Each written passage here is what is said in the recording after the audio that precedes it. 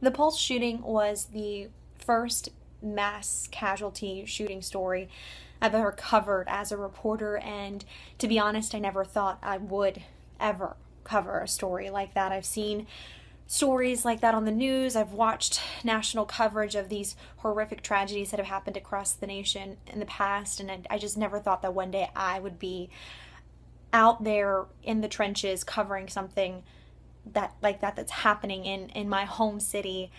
I was out by the hospital ORMC all day on Sunday talking to people who were just there trying to find out any information on their loved ones, and it was really hard to hear their stories about people who were inside the club when the shooting happened, and even one guy who walked out just minutes before the gunman opened fire. To hear that and to even imagine and trying to put myself in their shoes, in their place, it was just unbelievably hard. And I would go through like roller coaster phases of being strong and being able to go on live television and report about the victims who were injured and receiving treatment at the hospital, to having to like take a moment to break and to pause and just to think. And then even the next day, today, I was driving on the interstate on I-4, and I saw all these billboards that said pray for Orlando, or Orlando strong, or Orlando united, and it just really made me feel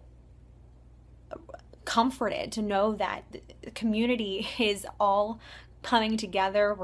We're going to fight through this tragedy with love. We're going to overcome what happened because some person decided to do some evil thing. We're going to be stronger than that. I love how there's more helpers out there, more people who want to do something, and all those people just overtake this one evil person who did this horrible, horrific thing to our community. And we've seen it time and time again that if something bad happens, we all band together, and it just makes me so proud to be in Orlando and live in Orlando and be with this community. I mean, it's a hard story to cover. There are times when I just cried, and again, I can't even begin to imagine the people who this is directly affecting and directly impacting, how they are handling and managing this. But as our city leaders said, as we've heard from the mayor and countless other officials, this one man's action is not going to define us. We are going to overcome this. We're going to be stronger because of this.